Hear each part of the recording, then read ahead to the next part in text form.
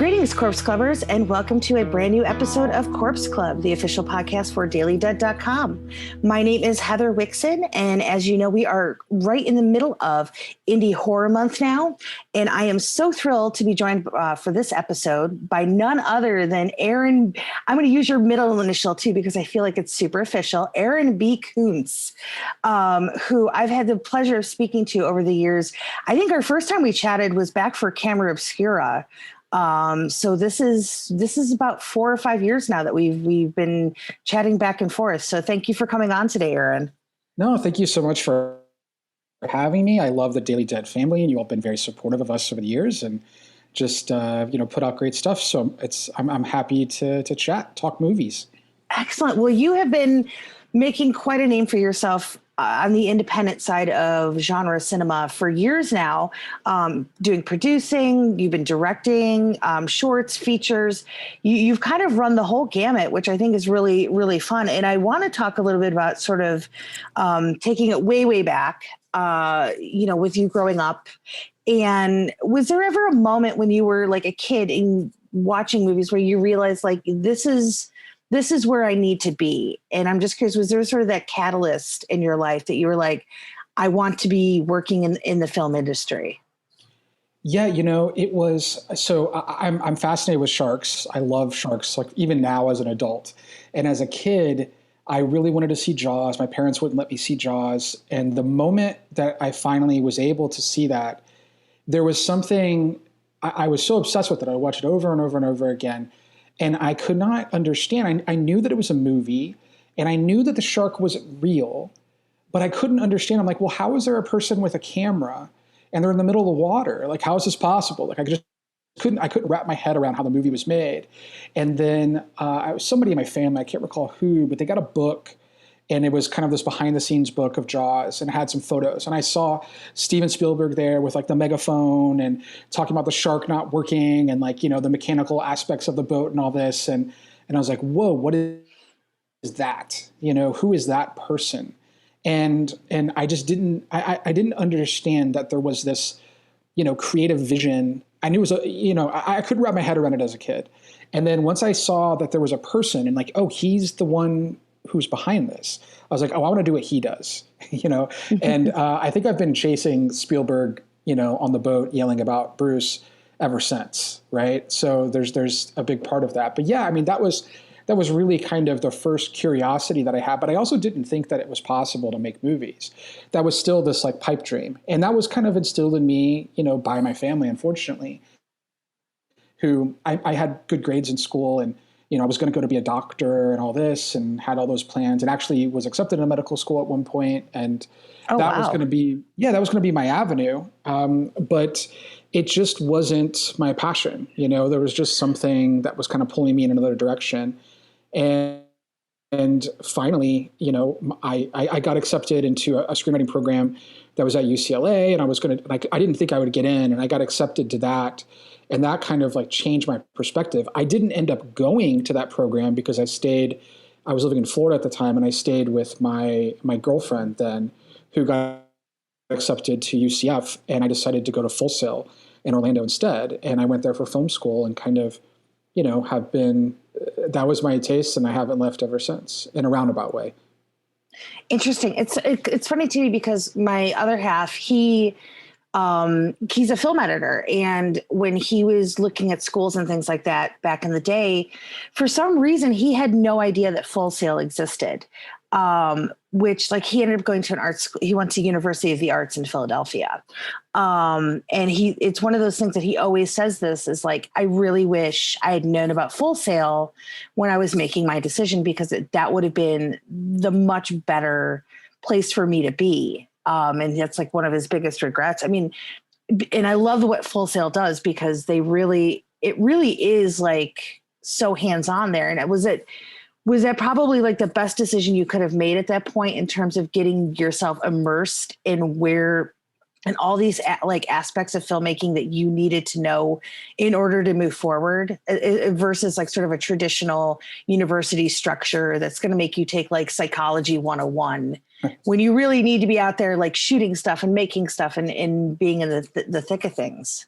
Sure. it's interesting. Like the do you or do you not go to film school debate, I think is a valid discussion for folks to have because, for me, Full Sail was a wonderful experience. It was exactly what I needed. And it was because of that. It was very technical. Like I would say creatively, it wasn't really fostering the writing, directing side, but it definitely got hands-on, work. And that hands-on work got me onto film sets and, got me to work on, big studio films as crew. And I learned everything from that. And those experiences have continued to shape the subsequent experiences into who I am now. So it was really wonderful. And then, but I would say the biggest thing for Full Sail is just kind of, some of those people, Sean Talley, who I went to Full Sail with, he's a partner with me at Paper Street right now. Oh, wow. Cameron Burns went to Full Sail as well. We didn't actually know each other when we were there, but we met, I had graduated and then I worked there as an intern and when his class, and I remembered him from his class. And then even during my class, two massive filmmakers, Evan Katz went to film school with me. He was in my class, and Adam Wingard. Oh, was in wow. my class. Yeah. So it was, there was like an interesting group, that was there. But I will say, I despite all that, and that was such a great experience for me and the people that I've come to love and know ever since. But it definitely, you get what you put into it. And I think the biggest thing for filmmakers is just to get yourself out there and start. I always say fail big, like just start failing, and that's okay to like embrace it as failure and say like, I'm going to be ambitious, and even if people don't like some of the films we've made, nobody's ever going to knock us for not being ambitious. And, I think that's something that we're always going to push for. And it's, if you're comfortable, I feel like you're doing it wrong. So that's there. And I think, we made some shorts that I think are awful until we finally made some shorts that were pretty good. And then those got out there and then those got seen and kind of helped me figure out my voice as a director in particular, but then also just taught us how to produce. We kind of put ourselves in those predicaments by making all of these short films and doing all of the projects that we had done. And we didn't necessarily have to go to Full Sail or go to film school anywhere in order to do that. I think we could just have jumped in and done it. But for me, it's still, I think all those experiences are what shaped me. And I think it was really great. But, every individual person, it's a little different. Absolutely. And it's so interesting how you talk about like failing, because I think we're so conditioned to not want to fail and not allow ourselves the space to fail that it's almost like it's like this like thing that just keeps us from ever pushing ourselves. Because we grow up and it's like, if you fail in class, like that's it. Like, you've suddenly you're part of you've sort of failed in this system. And I just see so many people out there who talk about like, oh, I want to do this and I want to do that. And, in terms of like making shorts and things like that. And I always tell people like, just go do it. Even if people don't love it, like you've at least done it and you've at least tried and you've put yourself out there, and that's all you can really do. And it's sort of interesting to me that people are just so terrified of the concept of failing. I think especially these days with social media and being so, everybody is so out there that when you do fail, it's such a public thing today. Yeah. I mean, I think it's, because it's interesting because I think that you have to have some type of epic failure in order to know it'll help shape you and how to grow as far as what's there. But at the same time, my first film, Camera Obscura, my cut never got released to the public. I still don't even know what version you saw. I'm learning later that nobody saw my original cut of the film. And that's a frustrating thing to kind of see what it was and what was out there. But the film, I learned so much making that movie about how to make films, how to produce films, how to get, where I should have taken more time and where I should have sped up. And I think if you're comfortable, I just feel like you're not doing it right. So you just have to like put it out there. Otherwise there's that paralysis by analysis moment, where you just kind of get stuck like, this has to be. Now the script, don't get me wrong. I think you should take as much time as you can to get that script perfect. Like that's free time. Yeah. Right? That's there. But the odds are is that even if you plan everything perfectly, even if you have everything in line, you can storyboard for a year, you can do all this stuff forever. You're going to get on set, and Murphy's Law is going to hit you. And how you adjust and how you handle that is really what's going to show as your abilities as a filmmaker. And I mean, that's really what directing is, in my opinion, and producing is in particular, because you're just taking these wild things that are thrown at you. Pale Door, Category 5 tornadoes, sleet, hail, excuse me, are, generator struck by lightning. I mean, just thing after thing after thing. We lost multiple shooting days while we were on the set. And, if I hadn't made other films prior to that, and I wasn't, started a little bit older in life, I think I wouldn't have had the calmness and the demeanor to push through and still make the film, cut and finish and get it across that finish line. So, but yeah, I think fear is just what's scary, and now I don't look at Camera Obscura, even though my version was never released to the public, and even though there's a lot of things that frustrate me, even in my version, but that's not a failure to me now. It's a film that,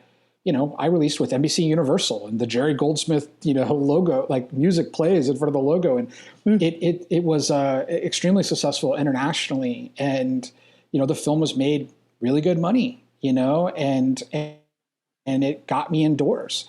I delivered that film on time and under budget.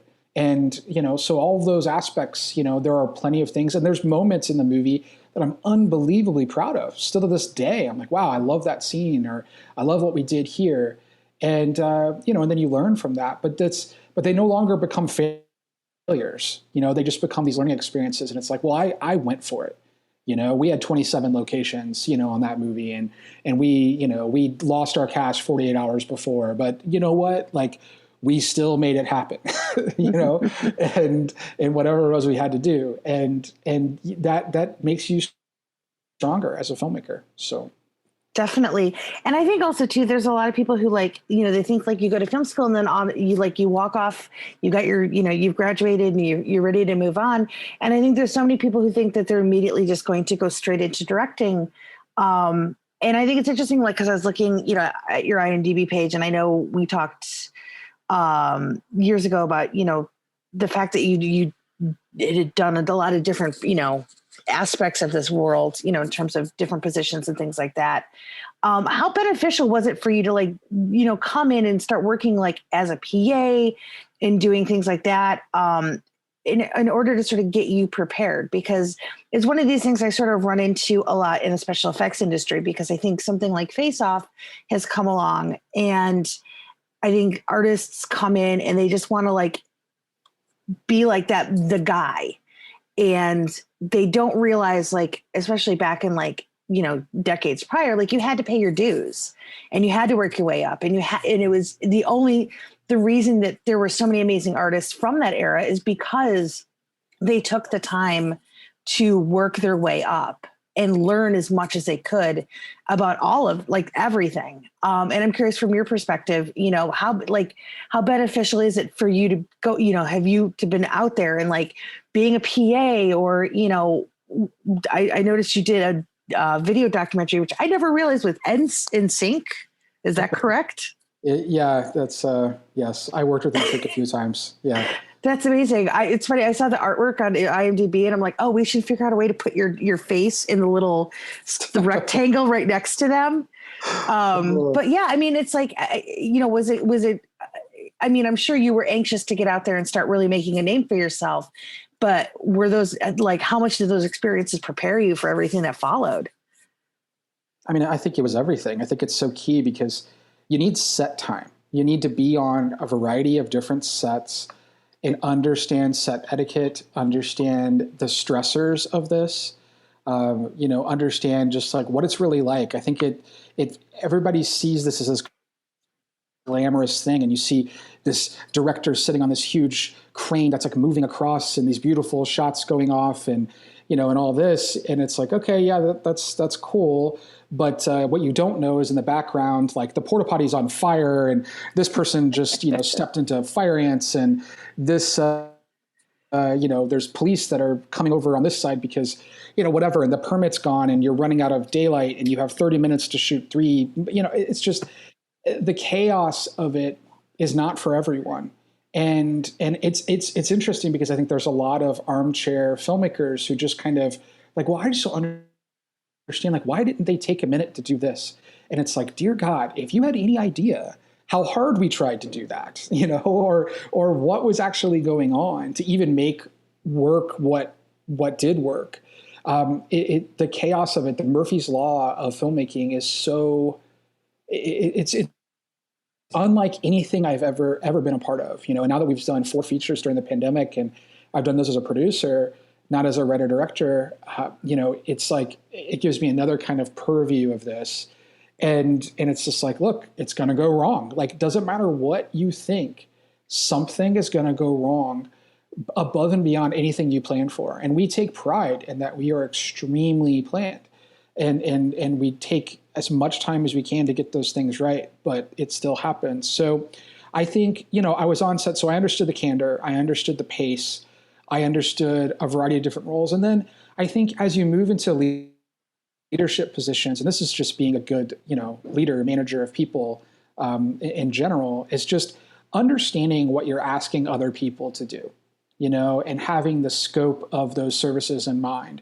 So when, there's a group of PAs that are working these 12, 14-hour days, and then like what time they have to come back and do this. And, I'm able to look at this from a different perspective and remember what it was like to be yelled at by, Michael Mann, incessantly on Ali. I got fired on Ali, and oh, wow.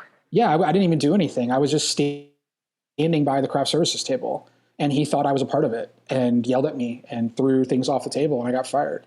And, so there's just, you like see these examples of all these crazy things that happen.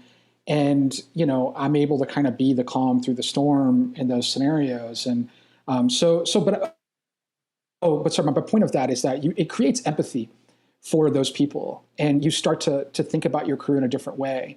You think about, your actors and like what they're going through, and because, sometimes if you work as, a camera assistant, you're right by the camera and you're seeing like these last moments or a second AD where you're the person who's actually traveling the actor from, their area to set. You're seeing their anxiety, you're seeing their frustrations, you're seeing their inadequacies, and that they shield so well. And then it makes you care about them on a different level.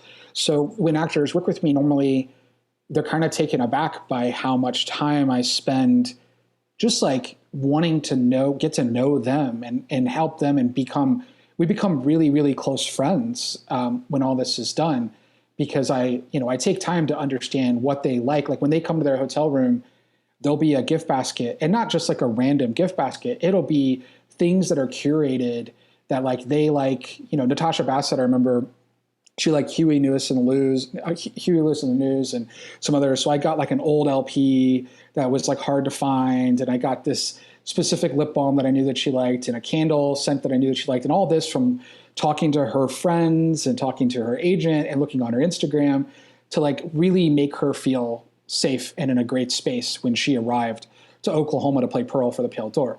So it starts to, you do that and it connects you in a different level. And I think had I not been on set and had I not seen behind the scenes and up close and personal how everyone worked, I think, I wouldn't have the appreciation that I do for the folks that I work with now. No, absolutely. And I think for a lot of folks out there who are listening, who, maybe they've done a few shorts, but they're still trying to figure out like, how do they make that leap to features? I mean, I don't even know if there is sort of a path, a generalized path that anybody takes to do that. But like for you, how did you end up sort of transitioning from the world of shorts to features? Because I think a lot of people sort of see there's like it's almost like a roadblock there, and they just can't quite figure out how to get over that. Yeah. I mean, I think one thing that they don't ever teach you in film school is that you have to ask for money. If you want to be a director, producer, for the rest of your life, you have to ask for money from people. And that is not a comfortable situation to be in. I still hate it every time. But if you have to be able to sell yourself. I mean, and I think part of it too is a lot of filmmakers put all this on their shoulders. And I think you need to partner with a good producer who understands how to position this filmmaker. I mean, there's a film I can't announce yet that we're doing with a first-time filmmaker. He's a wonderful, wonderful filmmaker I've known for a long time. I believe in. He hasn't even had a short that's been hugely successful, but I 100% believe in his vision. I 100% believe in the script. The script is phenomenal. We've been developing it for over a year together with Paper Street, and I see so much potential in what the story can be and will be. And I know how to sell him and his vision to financiers. I know how to sell it to distributors. I know how to sell it to the companies that are going to put up the money, and to the people who give us money with Paper Street. And and now we've kind of reached a point where I have a lot of people who just say, "Aaron, what do you have?" and they trust me. But I had that obviously was built up over time. I think the first initial jump was extremely difficult. We had made 4 or 5 shorts. We had made a number of like super micro shorts for the Alamo Drafthouse and Fantastic Fest bumpers and things like that. But we believed that we could do it. We just, it was like, how do we make that leap? And we tried raising the money ourselves. We had raised a good portion of the funds just by asking anyone and everyone for some money. But then, it couldn't quite get us over that hump. But knowing that we had already raised a little money, and then the script was really good, I think that combination, and then they could get me in a room and I could articulate very well what we were trying to do. And they knew that I've, in another life, in between film, I was a tech manager and I was a producer of video games. And so I've worked with Fortune 100 companies. I've managed 100-person teams. So I have a skill set of management and working toward a budget. And, I'm a pragmatic individual. So all of those kind of traits I could sell as my, this is why I can help deliver this movie for you. Because a lot of times some of these folks, they're not necessarily saying like, is it the best movie? Do we believe that you're going to make this $100 million movie? They more so, do they believe that you're going to actually make the movie? Like, are you going to finish it? Are you going to make your days? Is it going to cut? Will it even get distribution? And people do not realize how many movies are started and never finished. It happens all the time.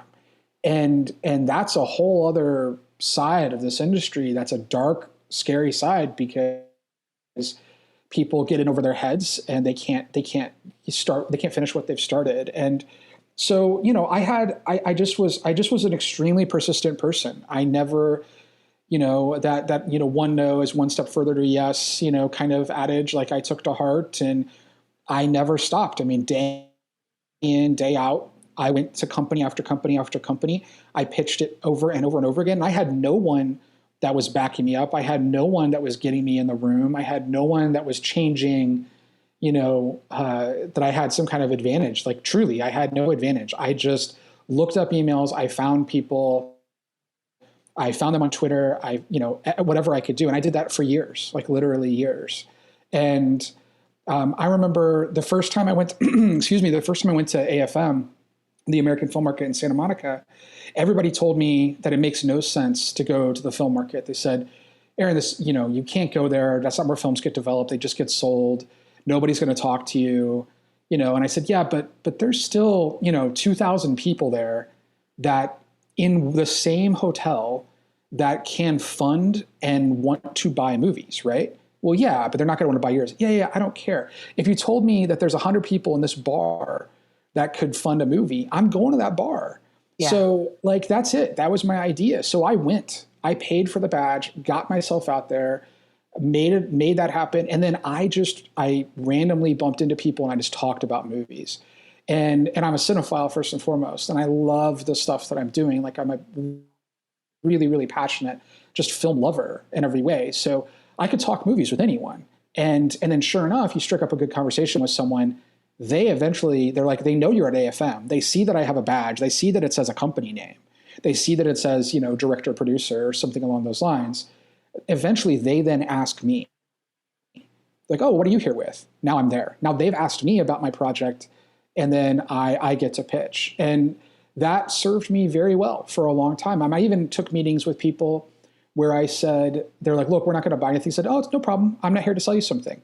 I put together a packet. I printed out all of this information about all these different movies that I wanted to make that we had finished scripts on. And that was the thing. We had finished scripts on all of these. And that was, I think a lot of people are just, they have ideas, but like we really took the time to develop all these projects. And I came with this packet. I walked into the room. I put it down on the table and I said, look, you don't know me now. You will know me. You're going to want to work with me in the future. I know that sounds cocky. I don't mean it to sound that way, but I'm not stopping. I'm extremely diligent and I'm not going to stop until we've made this happen. And they remember me. And then a year later, a movie comes out and they're like, I remember you. You sat in my office and you told me you were going to make that movie. You made it. And I was like, yes, I did. And then a year later, hey, I remember you. You told me about that movie. You made it. Yes, I did. And now that's continued to happen over and over again, to the point where now they all call me and they use me as an example for other people who have pitched them. I mean, I've heard them do it in front of me before on panels and stuff. And, so it just was about just not giving up. I mean, you are the one who has to push your film up that hill as long as it possibly takes. And you don't know how high that hill is. It could be a mountain or it could just be, just a small little hump to get over. But just go expecting that it could be a mountain and just keep pushing. And then, hopefully you can start to curate friendships and find colleagues that want to work with you because they like you, and I mean, we make movies with people that we like because I don't want to be around someone for 2 years if I don't like them. Yeah. I don't care how good the script is or all this. Like if they're annoying, I don't want to be a part of that. Like that's not going to make it fun for anyone, So that's a big part of it as well. And hopefully you end up finding that producing partner who's like, oh, you know what? I can put you in the room, because people ask us now, like, Aaron, can you get me to this company? And the answer is yes, I can. But I also won't. I won't until I know that it's because they value what I bring to them. And if I'm not curating that and I'm not specific about that, then the value that I have diminishes, right? And what I can bring. So we just have to kind of curate it properly in order to make those things happen. That was a long answer, but I feel like no, I think this is a very informative answer, and I think there's a lot of people out there who are going to listen to this, and it's going to be really helpful for them. And I'm curious, looking back at the 2014. 2015 time in your career, because you worked on both Starry Eyes and Sacrament, and both of those films ended up being, pretty successful in terms of on the independent side of genre, because I think at that point the studio systems really hadn't leaned back into horror the way that they are now. How much do you feel like your involvement with those films kind of helped sort of propel you forward in this stage of your career? Yeah, I mean, look, with Starry Eyes in particular, I knew Evan Katz, right? We referenced him from film school, and then he made Cheap Thrills, and I went and saw Cheap Thrills, and Travis was who produced that for him, and I got to know Travis through that, and I looked up to Travis so much. He was just someone who was doing exactly what I thought we could try and do. Now, I wanted to make it as a director first, but I knew, I was like, I feel like I can produce. I feel like I have this in me. So with Starry Eyes, they were trying to raise some money, and I was like, look, I think I can help with this. I think it's a great script. I had loved Dennis and Kevin, the writer-directors. I had loved them they made a short that played at Fantastic Fest years prior that I thought was really funny, and I was like, okay, there's something here. Like, yeah, these guys make sense. I totally get why this is it. The script is great. Let's, and oddly enough, actually, the Noah Segan's part in that was originally played by Adam Wingard, just to make everything come full circle. Oh, wow. Yeah. We wanted a filmmaker to play the filmmaker role. But it ended up being Noah. And then oddly enough, Noah and I became really good friends from Starry Eyes. And now I've worked with Noah on everything I've ever done since. Well, at least as a director. But yeah, I mean, I just wanted to take in everything that I could, and unknowingly so, I would just email Travis like, hey, so what are you doing with this? So what happened here? So what are we doing about this? Like, tell me everything, and he was very generous and, allowing me to kind of see behind the scenes and be a part of that process. And yes, I learned a lot, and I saw a lot there that, was very successful and took a lot of notes on how to make that work. And we've used some of that system ever since. And I will always credit, I'll always credit Travis as that. I mean, Andrew Vanenhouten as well, a little bit on Camera Obscura. Definitely learned a lot from him too. He had produced a number of films like The Woman, and, All Cheaters Die, and some others. And so I knew, in Jugface, he had just done Jugface with Chad Kinkle Crawford. And so whenever I was around someone who was doing this, I was a sponge, right, in every way. So yeah, Starry Eyes was kind of my education in the real side of producing, to the best that I could. And that also led to relationships with Dark Sky Films, MPI, who put out that. And then they years later, ended up selling Scare Package for us, So it's, and I've almost made movies with Dark Sky like multiple times. Like we keep going back and forth on projects.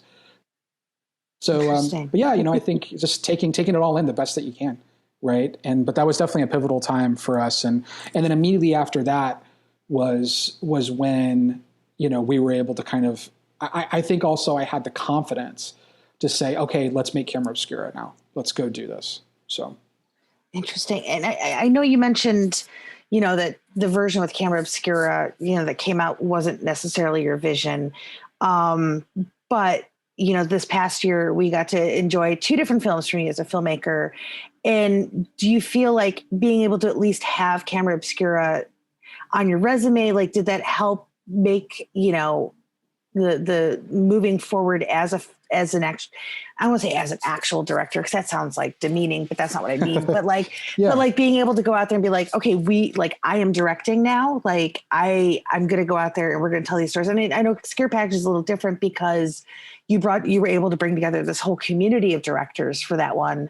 But was that at least a helpful stepping stone in the fact that it got you to where you are now, where you're doing the things you want to be doing with the people you want to be doing them with, and you have control?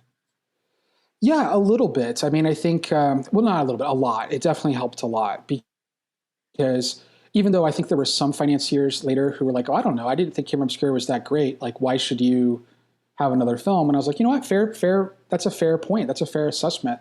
Let's talk about that. And I can help articulate for you what actually happened on that movie and what's going on.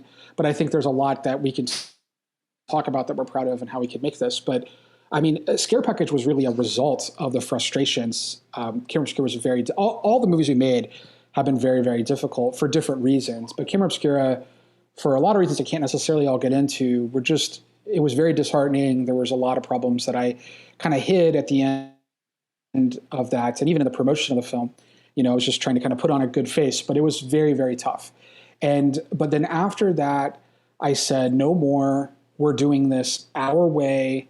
And that's when we made Scare Package. And that was just, I think we know what to do. I know what to do and what not to do. I'm going to hire my friends for these pieces. I'm going to direct this kind of like core story. And we went out and did it. And, that's still probably been our most successful film in a way. And that was the one that we did 100% with no influence. Nothing went wrong necessarily. Everything went wrong because it's a horror film. And, of course. It was so difficult to make. But I mean, it wasn't like with Camera Obscura, we had all of these different factors that came into play. And then the film wasn't even released as the version I wanted. And then with The Pale Door, we could have had that, but then we had inclement weather and all these problems that kind of came in, and Murphy's Law of that shut down the shoot, and we had to make it in less time for less money.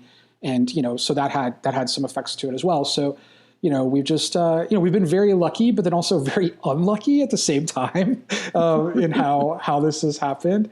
So I keep like waiting. I'm like, wow, when am I going to get to do one and actually not have all of this crazy shit happen on this side or this side so that we can, just the normal crazy shit that happens like on a movie set. I just want the normal crazy stuff. I don't need the abnormal crazy stuff, as far as what that could be. So, but look, I will say that film, Camera Obscura, still was a hit in the States because it was NBC Universal that had it. And then Schiller was who was going to release it in the States, but then Schiller went out of business right when we were about to release the movie. So they released the film, but they didn't do the whole VOD backing behind it that they were going to do. Like, we had a publicist, and that's how you got involved, and people heard about it at that initial spot. But then it was supposed to have this big HBO premiere. It was going to appear. There was a big sci-fi version that was going to show up on the Sci-Fi Channel. There were all these things, and then nothing happened. Like, nothing happened.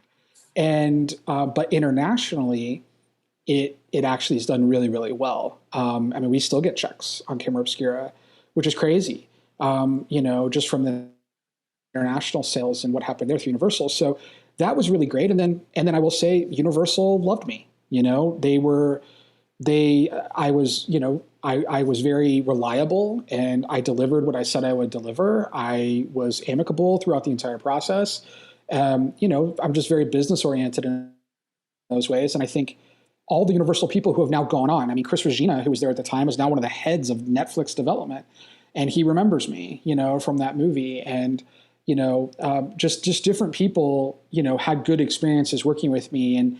And that's the thing. That's what you might not realize, is that, like, there's that day where, like, and I was so frustrated on the film, but I did not want to show it. I wanted to still stay positive. I wanted to let's make the most out of this scenario. We were supposed to premiere at Slamdance, and then that all fell apart, and we couldn't do it. And, like, all these things happened, and it was, so that was tough.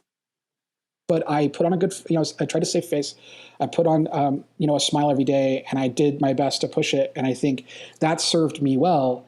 And then we were able to show people that it was still a success. And I haven't made another film with Universal, but I'm in the door with them, all the time. So, and I've pitched many times on some pretty big stuff through that movie. So yeah, absolutely, it helped. And you just have to, find those silver linings, the best that you can. And look, I still pinch myself that like I said, that Jerry Goldsmith Q and that the Universal logo rolls around, the globe at the beginning, and then it says Camera Obscura. Like, that's wild to me, and I'll always be grateful for that.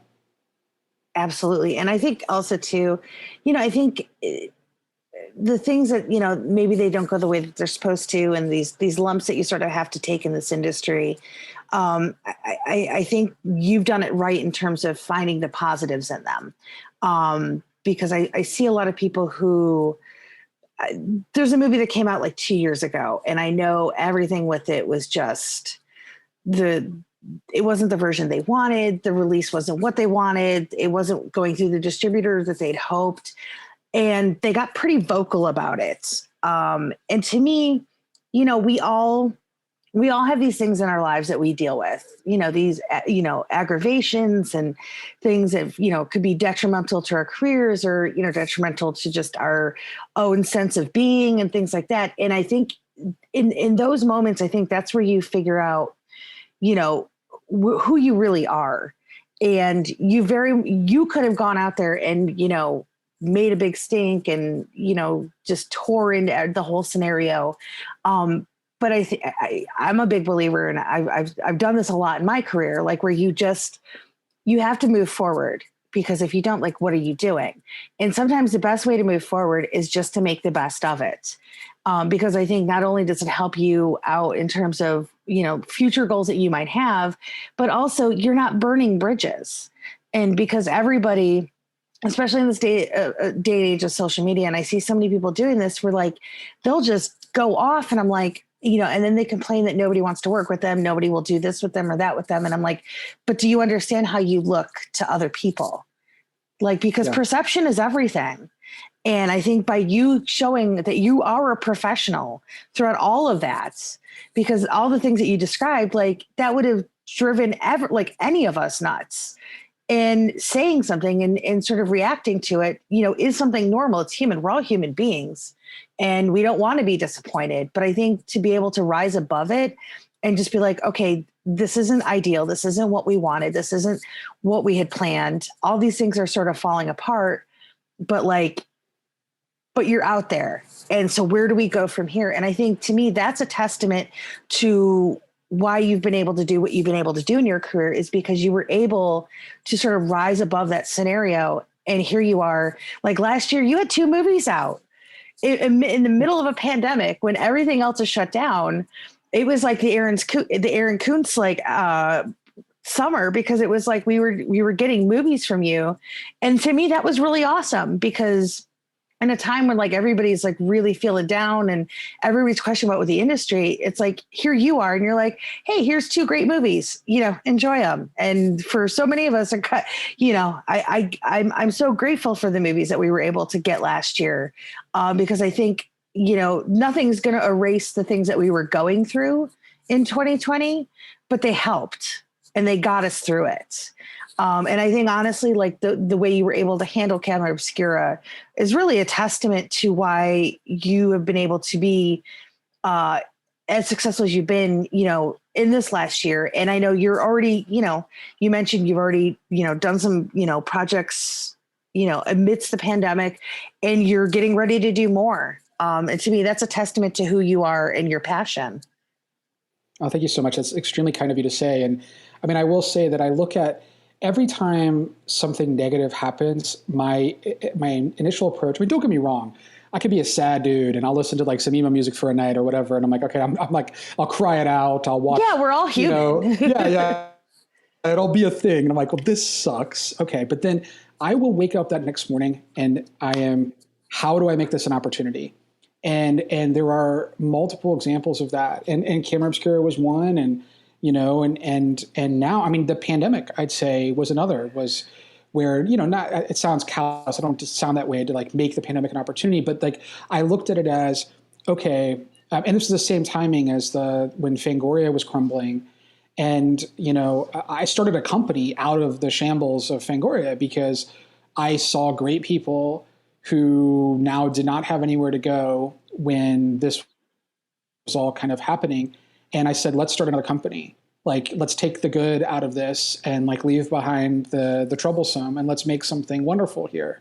And we started Blood Oath, as a part of that, which is our genre consulting and production company as well. And, so again, I see an opportunity. I see a problem and I say that problem is now an opportunity. And those restrictions also breed creativity. So in terms of the pandemic, people are like, well, how are we going to make a movie? Like, how is this going to happen? At first, I was like, well, we're not, we're just going to be safe and we're going to do what we need to do. But then when I saw that people were actually getting movies made, and I was like, okay, there were a couple examples, and this was like in the summer, and I just went everywhere. We just became a sponge. And I was like, well, how did you do this? How did you do this safely? And I started walking through the scenarios, like, this is actually possible. And then there was a film that I was a producer on that hasn't been announced yet, that was made in August at the same time that The Pale Door was releasing. And it was a small film.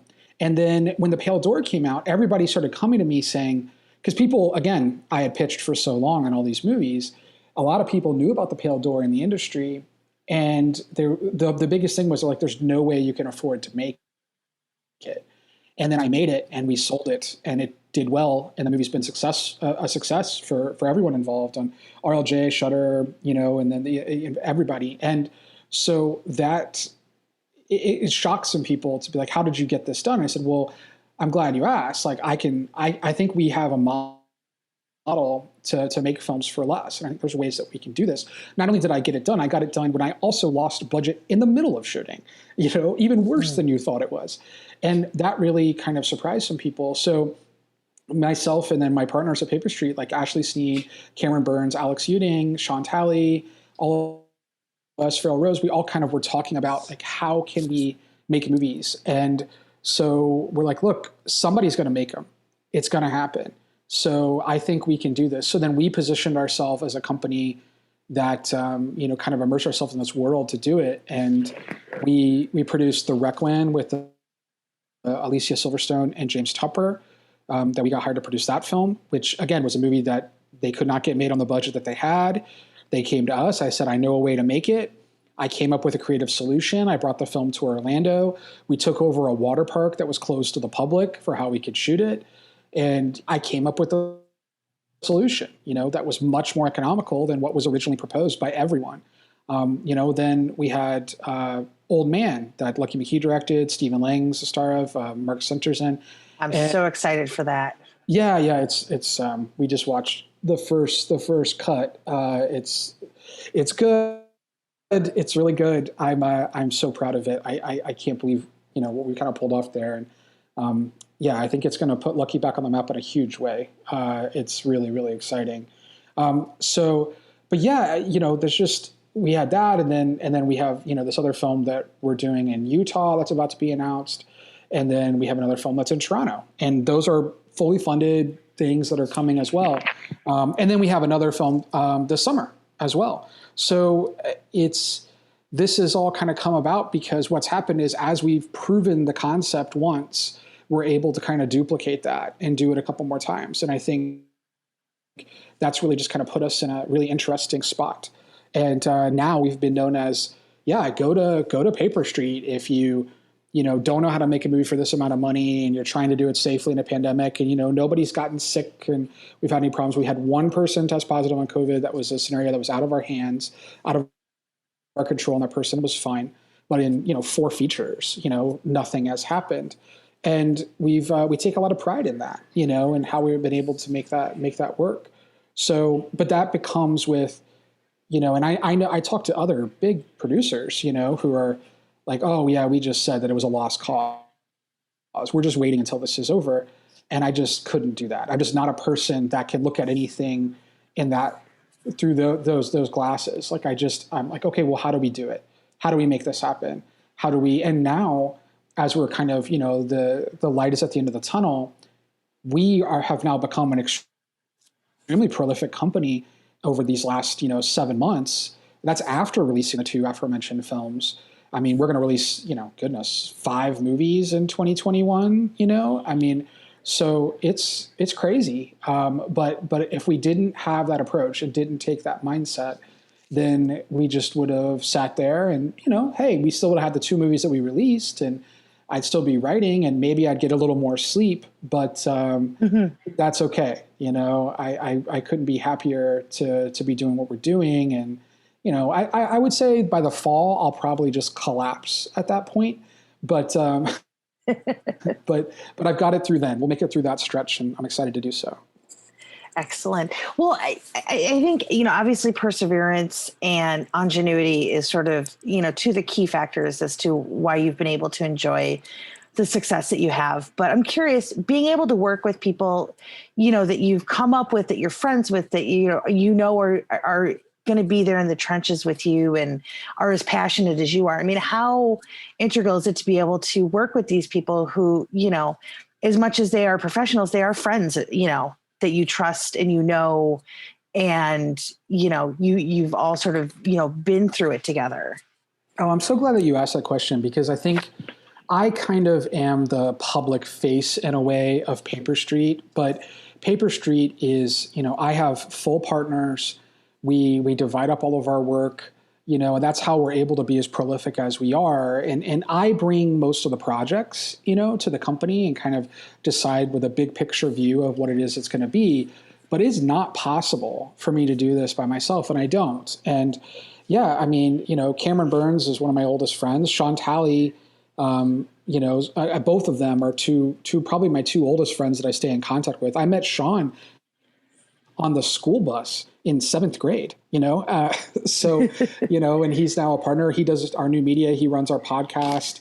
He was a producer on Scare Package. He helps with everything, does some of our pitch decks. And, so we have people that are in individual facets, but Cameron Burns, Alex Uding were 2 original partners of Paper Street in 2012 when I first started.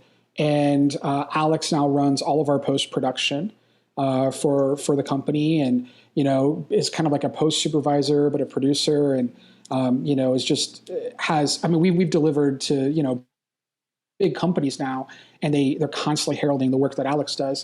And then newer in the process has been Ashley Sneed. We brought in this was right after we finished making The Pale Door together, and Ashley's our head of production. She's also a veteran producer that I first met her on Camera Obscura. She was my production manager on Camera Obscura, and her and Cameron in particular, really hit it off. They're kind of like 2 peas in the pod, and they're just so wonderful in how they work together. And then I was like, look, there's a real need here. Like, Ashley brings a dynamic to the company that I think is really valuable. And so she now kind of she's our line producer, handles a lot of our, kind of the tax credit side and some of those logistics. And, and then we also brought in later last year, we brought in Farrell Rose, who's a creative executive with the team. And we wrote a script together and just realized we could collaborate. Now he helps us with development, and Cameron's, because that's what Cameron does now, is he runs development. So yeah, I've got these partners, and we've kind of found our lanes, and we found this really interesting spot for how to make it work. And now we're actually expanding beyond that even further. But that would not be possible if it wasn't for this amazing group of people who have kind of come together and believed in this like weird idea that I had for a company. And I'm forever indebted to them. Like, they're just absolutely wonderful. That's really awesome to hear. And I'm curious, I don't even know if this is like applicable or anything like that, but like, you've experienced a lot and pretty much the last 20 years in terms of your career and all the different things that you've been able to do.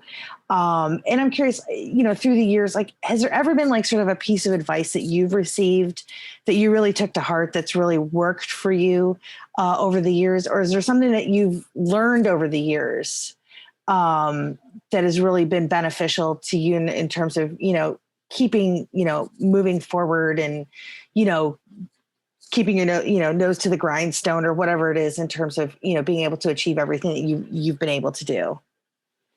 Yeah. I mean, I think there's a lot of great advice that's happened. I mean, I started the company after, oddly enough, after there was two big things that happened. In March of 2012, I went and saw VHS that Adam Wingard was a producer and director on. And I talked with Adam after that, and he told me that I should be making movies, and I was successful in like the tech world, but just was not, I wasn't doing it. And he encouraged me, and that was kind of a big moment, just hearing it from someone that I looked up to. But it was interesting. He even said, he's like, "Oh yeah, I looked up to you in film school."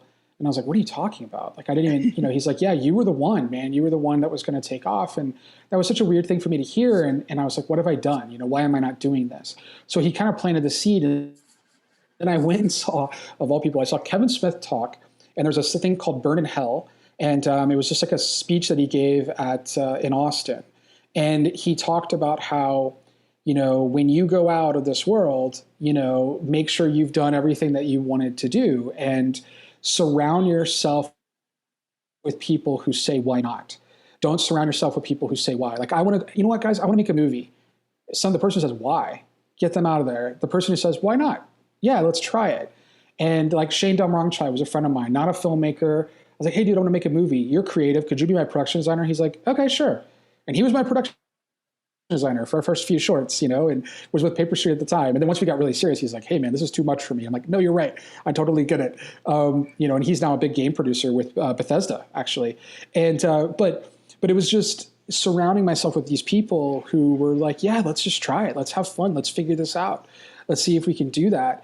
And I think from there, if you're not enjoying this, like if you're not a cinephile and you're not having fun, you're doing it wrong. Yeah. Don't get me wrong, it's stressful. It's unbelievably stressful. And there's a lot, but if it's not cool to you when you get to see your movie, and if it's not this revolutionary thing where you're like, "Oh my God, I can't believe," like, I mean, we were, on the Requiem, and that movie, all kinds of problems happened. We were making it like every film and had some ups and downs.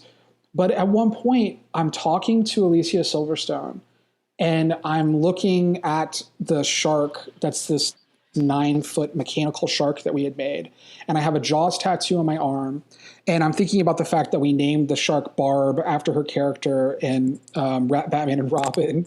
Amazing. And we're like, and I'm like, what world is this? Like, what world am I in right now? Like, is this really happening? And, you kind of have to like take a moment and reground yourself with this. And I do that all the time. And I'm so grateful to be able to make movies. And, I had a good job, but and I made a lot more money than I do now in film, but I don't care. I care about movies. That's it. I cannot picture doing anything else. And I wake up every day and I'm excited to do it. Now, I will say the one little slight piece of advice, and Adam Green and some others have talked about it. When I was on Movie Crypt, we talked about this actually, but if you ask someone, if you could do any other job right now that's not filmmaking, like what would you do? And if they immediately are like, oh, I would do this. I'd be totally happy doing this. Like this other job would be fine. I'd be happy, but I really want to do filmmaking. Then just go do that other job.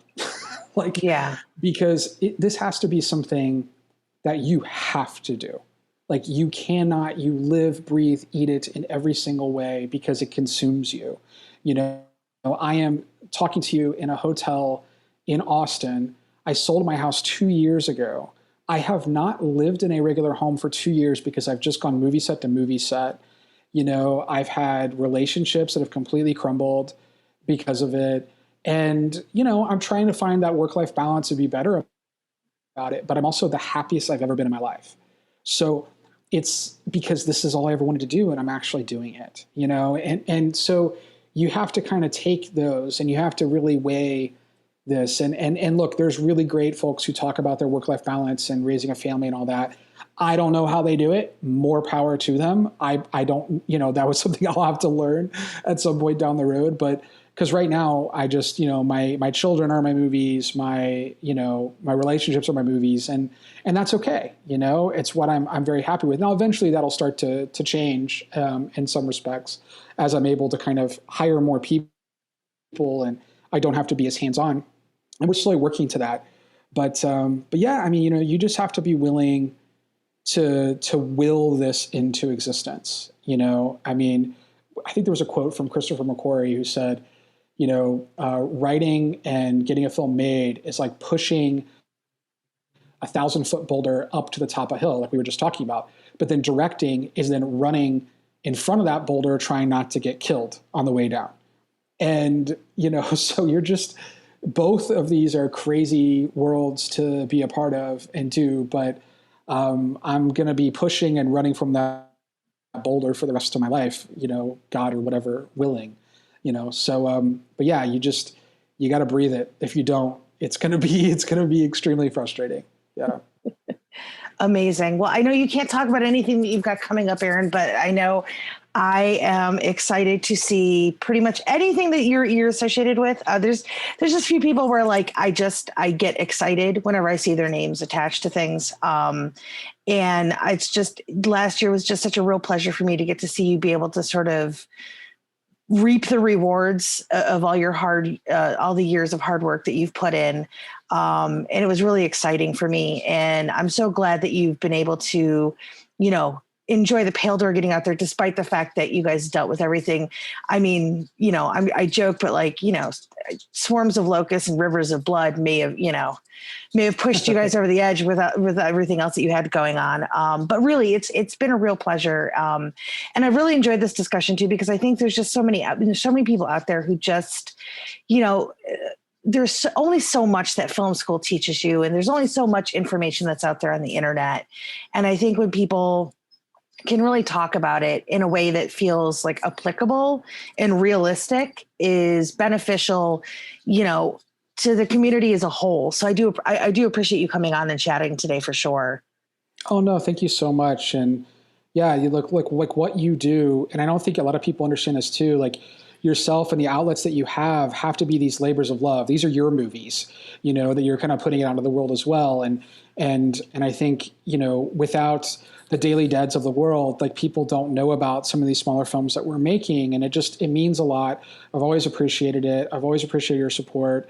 And yeah, we're all part of this film family in a way. And, you know, and that means a lot. And I'm proud to be a part of it. That's the good that can still happen on Twitter.